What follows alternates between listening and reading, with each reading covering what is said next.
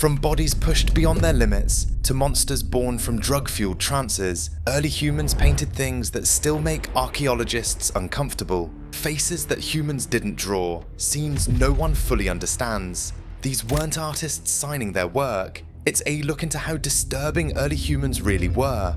And the deeper you look into these caves, the darker the story gets. In a cave in France, there are 231 handprints on the wall, half of them with missing fingers. Scientists found something disturbing. These people cut off their own fingers on purpose. Then they pressed their mutilated hands against the rock and blew paint around them. Why? They thought it would please the gods, bring them rain, protect them, and help them hunt. And it wasn't just one person. Entire communities did this for generations. In another cave, there's a painting of a man with spears sticking out of his body. He's falling backward, arms out, 8 spears piercing him, body twisted. Humans almost never show up in cave paintings. It's all animals. But when they finally painted a human, they painted him dying 20,000 years ago. And it gets even more disturbing in another cave in France. Lascaux is the most famous painted cave in the world. Over 600 animals, beautiful horses, charging bulls, but there's only one human in the entire cave. You have to climb down a 16-foot shaft to find him. Down in this pit, a bison with its guts hanging out. Next to it, a man lying on his back, but his head is a bird, a beak where his face should be, and he has an erection. Next to him, a staff with a bird perched on top.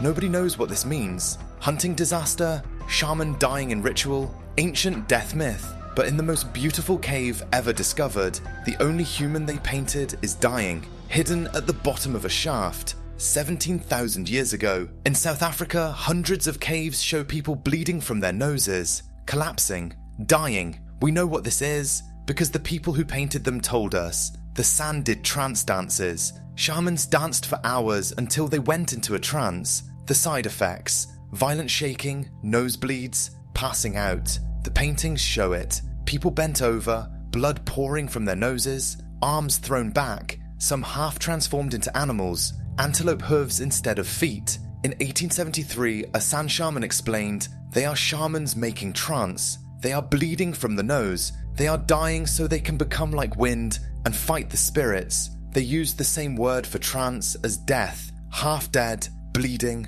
just to heal someone or bring rain, and they painted it hundreds of times. In Sicily, there's a carving of 11 people. 2 are bent backwards so hard, their heads hang upside down, hands tied behind their backs, feet bound, ropes pulling them into this agonizing position. Both have erections. 9 others stand around watching, some wearing bird masks. Nobody knows what's happening. Torture, sacrifice, initiation. Archaeologists have argued since 1952. 14,000 years later, we still can't tell. Cave paintings aren't just pretty animals. They're people cutting off fingers for the gods, death scenes hidden in shafts, shamans bleeding into other dimensions, mystery ceremonies we'll never understand, galleries of predators. Humans have always been like this, and some caves are even darker. There's a place in the Sahara called the Cave of Beasts. When archaeologists first entered this cave in 2002, they saw handprints covering the walls. Hundreds of them, small ones, tiny, maybe 4 to 5 centimeters from palm to fingertip, the kind you'd expect from babies. But when researchers analyzed these handprints years later, they realized something disturbing. These weren't children's hands. In fact, they weren't human hands at all. But that was nothing compared to what came next. The other drawings they found, that's when it all turned truly dark. The site is called Wadi Sura II, the Cave of Beasts. It sits in one of the most remote corners of the Egyptian Sahara, near the borders with Libya and Sudan. In May 2002, Italian explorer Massimo Fugini and his team were searching for rock art when they spotted a rock shelter 20 meters up a sand slope. They climbed, shone their flashlights inside, and the walls exploded with images, thousands of them, figures painted in red, ochre, yellow, white, black, humans, animals, and things that weren't quite either, because 8,000 years ago, this wasn't a lifeless desert. During the African humid period, the Sahara was green. Monsoon rains turned sand into savanna. There were lakes, grasslands, elephants, giraffes. The people who lived here were hunter-gatherers who came to this cave and painted. At first, they painted what they saw: realistic animals, humans hunting, normal scenes. But somewhere along the way, something changed, and what appeared instead was something else entirely. 18 human figures painted horizontally, arms extended, legs kicked back, as if swimming through the air. No water painted around them, just floating, suspended against blank rock, some with their heads tilted back like they're taking a breath mid-stroke, others in lines moving across the wall like a chain of spirits drifting towards something. Then the beasts appear. They're massive, 30 to 50 centimeters across the rock face, dark red, sometimes black, solid silhouettes with thick bodies like bulls, long tails held upright or curved, and they stand on 3 legs, not 4, 3, 1 in front, 2 behind, the wrong number, deliberately wrong, and those legs, they look human. You can see knee joints, ankles. They're not hooves, they're not paws, they're legs that bend like a person's legs, but they have no heads. Where the head should be, there's nothing, just a stump, a flat line where the neck ends, and clustered around these headless giants are tiny human figures, 5, 6, 7 centimeters tall, some with their arms raised, others upside down near the beast's neck. And in the most disturbing scenes, you can see humans positioned at the neck opening, half inside the beast's body, legs sticking out, arms flailing, as if being swallowed or spat out. It's hard to tell which. The ambiguity makes it worse. There are dozens of these beasts throughout the cave, some painted over with a faint yellow mesh pattern, like they're wrapped in nets, golden cross-hatching covering their bodies, trapping them, binding them, a lattice of yellow lines like someone tried to cage the creature on the wall itself. Then there are the others, headless human-like figures, things with human bodies but animal heads, or animal bodies with human features, hybrids scattered among the swimmers and the beasts, some painted in yellow with human figures dancing around them, others impossible to classify, part something else. The sheer quantity is overwhelming. Everywhere you look, another figure, another cluster, another scene. The walls are packed with them, overlapping, layered over centuries. Hand stencils underneath human figures, underneath beasts, underneath more hands. A palimpsest of imagery so dense it feels chaotic, frenzied, and all of it painted by people who knew how to draw realistically, because scattered through the cave are normal animals,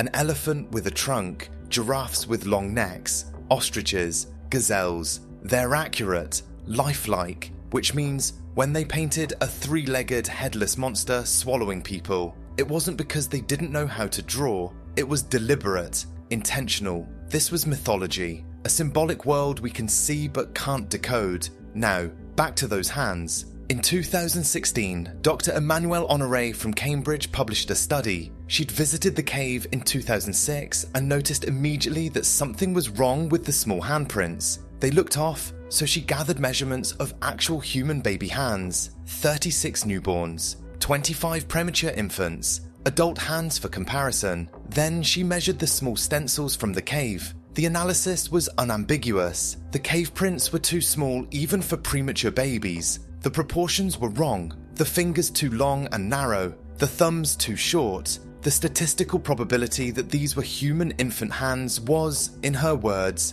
extremely low. So what were they? She compared them to various small animals, not monkeys, not birds. Then she saw prints from a crocodile farm, and it clicked. Reptiles, specifically the front feet of desert monitor lizards, Varanus griseus, native to the Sahara, 5 digits, hand-like, and when you overlay a monitor lizard's forefoot on the cave stencils, they match. 13 of the handprints in the cave of beasts were made by humans using lizard hands as stencils. Not accidentally, not mistakenly, deliberately. Someone caught a monitor lizard, held its forefoot against the rock, and blew pigment around it, mixed it in with the human handprints, as if saying, this hand belongs here too. This is part of us. It's the first time non-human hand stencils have been identified in rock art, and it proves something critical. This wasn't just art, it was ritual, a symbolic system where the boundary between human and animal was intentionally blurred. where people marked themselves not just as humans, but as something connected to the reptile world. Maybe the monitor was a totem, a spirit guide, a clan symbol. We don't know, but we know it meant something. And here's where it gets darker. At some point, the people who created these paintings came back with tools, stone scrapers, and they deliberately destroyed parts of their own work. The heads of the beasts, where heads would have been, show evidence of intentional defacement, scratching, pecking, removal, not natural erosion, targeted destruction. They painted the beasts, then they painted nets over them, then they removed their heads, as if trying to control something, bind it, kill it. Researchers believe they thought the images had power, that by painting these creatures they'd given them a doorway into reality. And at some point, maybe as the climate worsened, maybe as fear grew, they decided those images were too dangerous to leave intact, so they performed an exorcism on their own art, decapitated the monsters in paint to neutralize them. It's one of the earliest known examples of iconoclasm, people fearing their own creations. Ancient Saharans, according to researchers, believed depictions of dangerous creatures could bring them into being unless you destroyed them. The nets were traps, the missing heads were executions. They created something so powerful, they had to destroy it. And what does that tell us? 8,000 years ago, humans were us, fully modern minds wrestling with the same things we wrestle with today. Fear, death, the unknown, the boundary between human and animal, between real and imagined, between safe and dangerous. They created elaborate mythologies, monsters that eat people, spirits that float between worlds, hybrid beings that exist in both realms. And when those mythologies became too real, too frightening, they tried to erase them.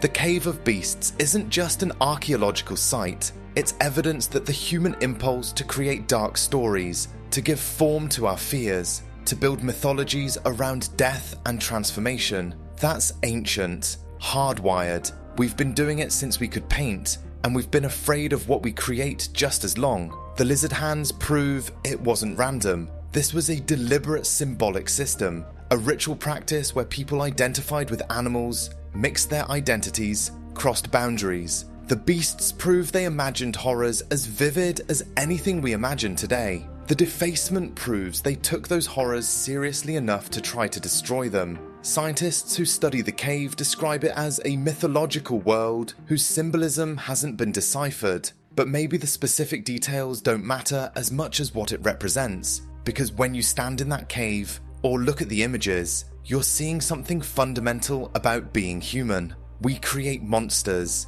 we give them shape, we tell dark stories about them, and sometimes those stories become so powerful, we have to destroy them to feel safe again. The only Neolithic people who left handprints in that cave are long gone, dispersed when the Sahara dried, absorbed into other populations, their specific beliefs lost, but what they painted remains. Silent, staring, waiting in the dark. A reminder that 8,000 years ago, in the middle of a dying world, humans responded not just by surviving, but by imagining, by creating art so complex, so symbolic, so dark that even they couldn't fully control it. We've always been capable of this. The Cave of Beasts just proves it. In 1933, a French army officer was patrolling a remote corner of the Algerian Sahara when he noticed something on the canyon walls.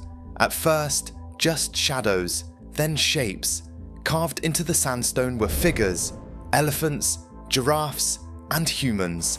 Thousands of them. Lieutenant Charles Brennans had stumbled onto something that shouldn't exist in the middle of a lifeless desert. He alerted archaeologist Henri Lothar, who rushed to the site. When Lothar finally saw it, he was stunned. But it wasn't the realistic animal carvings that left him speechless. It was what they found deeper in the caves. Figures that didn't look like anything that should exist. Humanoid shapes with heads the size of their torsos.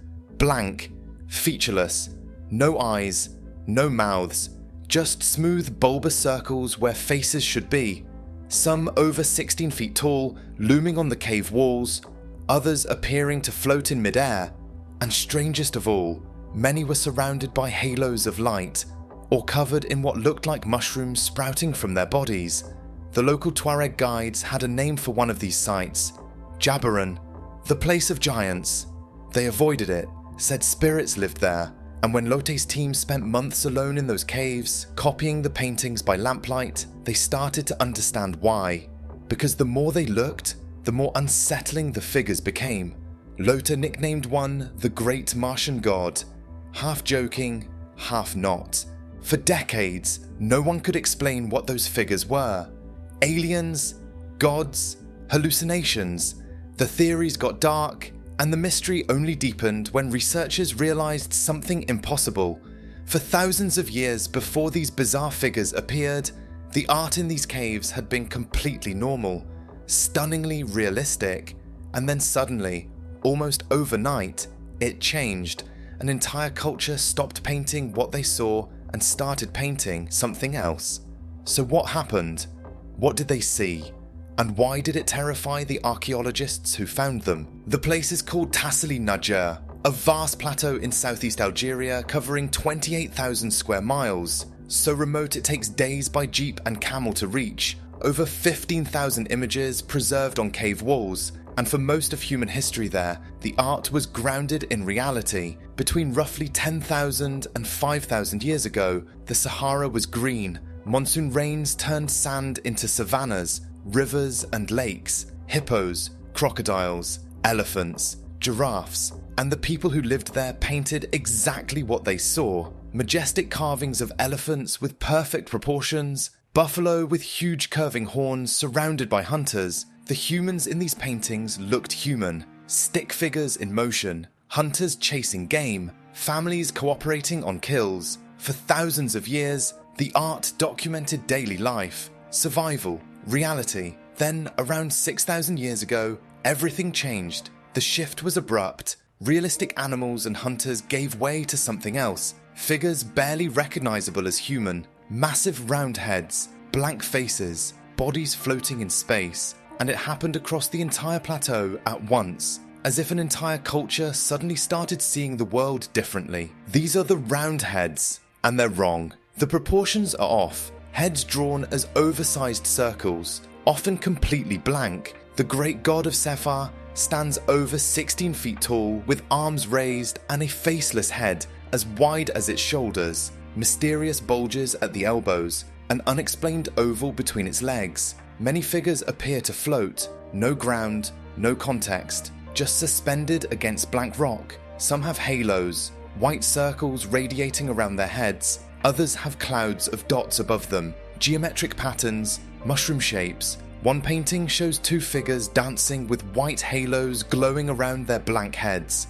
Another shows a running figure with horns and a cloud of dots erupting from its head like spores. And then there's the one that stopped researchers cold. A figure covered in mushrooms, not near them, covered. Mushrooms sprouting from its head, arms, hands, dozens of them. When Lote's team found these in the 1950s, they didn't know what to make of them. The paintings looked alien, and that's exactly where some people went. In 1968, Erich von Däniken pointed to Tassili as proof of ancient alien contact. The round heads, helmets, spacesuits, the blank faces, visors, those giant floating figures, extraterrestrials visiting prehistoric humans. The theory exploded, but archaeologists weren't buying it. No alien artifacts, no unexplained materials. The round heads appeared in clear continuity with human culture. They evolved from the earlier realistic art. Plus, these paintings were in hidden alcoves deep in caves, ritual spaces, not landing sites. Others suggested ceremonial masks, big round headdresses covering faces during dances, but the heads were too big, way too big for masks, and too consistent, almost like a universal symbol. The leading theory was shamanic trance, that these represented spiritual visions, the halos, floating poses, distorted forms, classic signs of trance art. But that didn't answer the question. What made them see this? Then researchers looked at those mushroom paintings, and everything clicked. Psilocybe myrae, a psychoactive mushroom native to North Africa. During the Green Sahara, these mushrooms would have grown seasonally, especially in cattle dung, and around 7,000 to 6,000 BC, people were starting to domesticate cattle. More cattle, more dung, more mushrooms. Psilocybin doesn't just make you hallucinate, it makes you see specific things. Users report feeling like their heads are huge, like they're floating, like bright halos surround living things. They experience ego dissolution, the sense that identity melts away. No face, no self. They see geometric patterns, dots, spirals. They feel like they're merging with animals, and they encounter beings that feel utterly real but completely beyond normal perception. Now look at the paintings again. Huge heads, blank faces, halos, floating figures, mushrooms everywhere. It's not metaphor, it's documentation. The US Forest Service called tassili the oldest known petroglyph depicting psychoactive mushroom use. Ethnobotanist Giorgio Samarini analysed the paintings and concluded they represent shamanic mushroom ceremonies. These aren't aliens, they're humans on psilocybin, painting what they experienced, and the timing makes perfect sense. Around 6000 BC, the Sahara was drying, rivers vanishing, animals leaving. People who'd lived in abundance were watching their world collapse. Resources were scarce, desperation was setting in, so they turned inward. Maybe they discovered the mushrooms accidentally, but once they found them, the mushrooms became central to their spiritual life. They offered escape, transcendence, communion with something greater while the physical world crumbled. For maybe 1,000 years, they painted their visions. The round heads aren't depictions of what was out there, they're depictions of what was in here, inner space, the first psychedelic art in human history. And then it stopped. By 3000 BC, roundhead paintings disappeared. The art returned to realistic styles. Why? The Sahara had fully dried. No moisture, no mushrooms. The visions vanished. The rituals ended. So no, they're not aliens, not ancient astronauts. They're something stranger and more human. They're paintings of people who discovered that inside their minds was a universe as vast as the one outside. They were starving, desperate, watching everything turn to dust. And they found mushrooms that let them see gods. The blank faces aren't helmets. They're the loss of self. The halos aren't technology. They're transcendence. The floating figures aren't beings from space. They're humans who felt like they were flying. What terrified the archaeologists wasn't that they couldn't explain it, it's that once they could, the explanation was almost as unsettling, because 8,000 years ago, in the middle of a dying world, an entire culture turned to hallucinogens to cope, and what they saw was so powerful, they spent centuries trying to capture it on cave walls, visions of inner space, the first humans to explore consciousness itself, and all that's left are the paintings, silent, staring, waiting in the dark. Aboriginal elders say you shouldn't photograph these faces, not because it's disrespectful, but because they are dangerous. White faces painted directly onto ancient rock, reaching 6 foot tall, huge black eyes staring straight back at you, and where the mouth should be, nothing, just smooth stone. Once you notice that, it's hard to stand comfortably in front of them. The people who live here say they didn't paint these figures. They say the Wangina painted themselves. Sky spirits who came down pressed their faces into the rock and left them behind as a warning, because the elders say if those faces ever had mouths, the rain would never stop. In the Kimberley, that's not a myth. It's a threat. This region sits in the far northwest of Australia. 40-degree heat, cyclones, floods that can swallow roads for months. Even today, reaching many of these sites takes days of travel or a helicopter. So in 1838, when a lost British explorer named George Gray ducked into a cave to escape the heat, he wasn't expecting this. The walls were covered in enormous figures. Gray sketched them obsessively. When those drawings reached England, scholars refused to believe Aboriginal Australians could have made them. The paintings were too advanced. Some claimed ancient Egyptians had done it, others imagined lost civilizations. They were wrong, and that mistake would haunt archaeology for generations. The paintings belong to the Warora, Ngarinin, and Wunumbal peoples, 3 closely related Aboriginal nations whose ancestors have lived in the Kimberley for tens of thousands of years. Hunter-gatherers who knew this landscape intimately. They hunted wallabies and rock kangaroos at dawn using 3-pronged spears tipped with Kimberley points. intricately pressure-flaked stone blades. They built pit traps for larger game and wove nets from vines to catch fish. During the dry season, families camped near permanent waterholes. In the wet season, they moved to higher ground when floodwaters came. Groups of 20 to 30 people travelled in seasonal rounds, and what they painted on the cave walls wasn't normal art. It was something that required constant maintenance, something that, in their belief, could bring disaster if neglected. To make paint, they ground red and yellow ochre on flat stones. For the distinctive white of Wandjina faces, they used huntite, a mineral that becomes glossy when wet. Black came from charcoal or manganese. Brushes were made from human hair or chewed sticks, but these weren't one-time paintings. Every few decades, clan members would return, grind fresh pigment, and carefully repaint the figures. In their belief system, letting them fade risked drought. Maintaining them ensured the monsoon rains would come, because they believed the Wandjina controlled the weather. At Raft Point, there's a Wandjina 7 feet tall. The face is painted in smooth white huntite. 2 enormous black eyes, each maybe half a meter across, stare forward. A thin black line runs down where the nose should be. Below that, nothing. Around the head, 16 streaks of red ochre radiate outward like lightning. The eyes are always frontal, never in profile. This creates an unsettling effect. No matter where you stand in the shelter, the Wandjina seems to be looking directly at you. People consistently describe feeling watched, followed. The sheer size amplifies it. These faces loom over you, tracking your movement.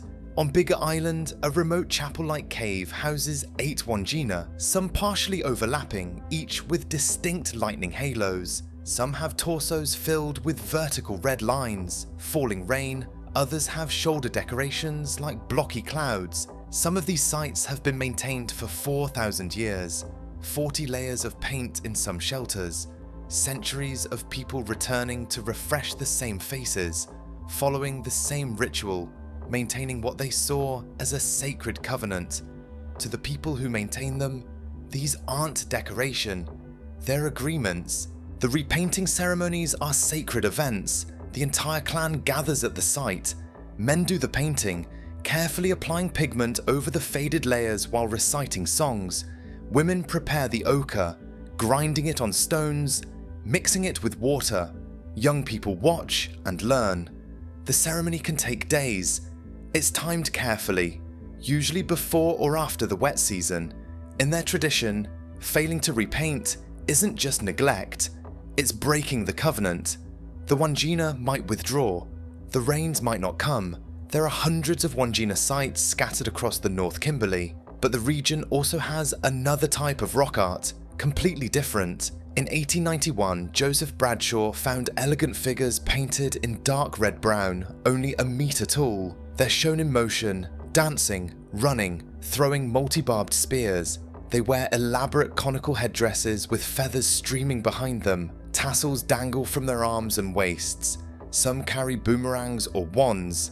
The detail is extraordinary. Hundreds of fine brush strokes for individual tassels and ornaments.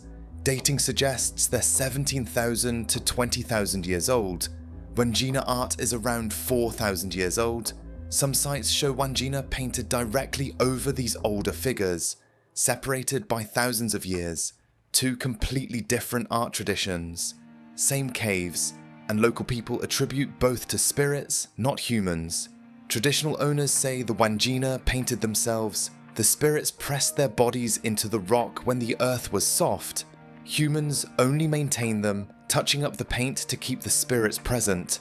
One source notes, Aborigines say the original figures came into existence when the spirits transformed themselves into the paintings. So why no mouths? According to custodians, if the Wandjina had mouths, the rain would never cease. In Aboriginal belief, the Wandjina are rainmakers who live in storm clouds. During the wet season, when massive cumulus clouds build offshore and lightning cracks across the sky, that's where, the elders say, the Wandjina are. The people believe they control cyclones and floods, giving them mouths, the ability to speak, would, in this belief, unleash endless water. The rain would drown everything. Others say the mouth is on the inside of the rock. When the spirits pressed into stone, their mouths faced inward, hidden. The Wandjina don't speak directly to the living. They communicate through thunder, through lightning, through the arrival or absence of rain. In traditional stories, Wandjina once killed people with floods when disrespected. In their belief, the mouthless face is a safeguard, sealing the power to destroy inside the rock. That's why the warnings exist. Warora artist Leia Umbagai is clear. It's not okay to take a photo with the Wandjina in the background. Don't just get students to draw the Wandjina. It's not something to be taken away and used by other people. Elder Rona Charles adds, when someone else uses the Wandjina, we are afraid some sort of harm can come. The images are trademarked. Unauthorized reproduction leads to legal action. Graffiti artists who painted Wandjina on Perth city walls faced condemnation. Non-indigenous artists selling prints have been sued. Traditional owners still repaint them today, still gather at the sites, still sing the songs, stand in a rock shelter during the wet season. Water drips from the overhang. Above you, a 6-foot face with enormous black eyes, and no mouth stares down. Around its head, red lightning streaks. On its chest, vertical lines representing rain. The figure watches, silent. In the wet season, cyclones build offshore. Storm clouds gather, monsoon rains flood the land. And somewhere in those clouds, the elders say, the Wandjina are there, watching, deciding whether to send rain or hold it back. You don't photograph them because to the people here, they're not art, they're not symbols, they're the beings who control whether you live or die in this landscape. And according to those who maintain them, they've been watching for 4,000 years. Break the agreement, the elders warn, and they'll remember.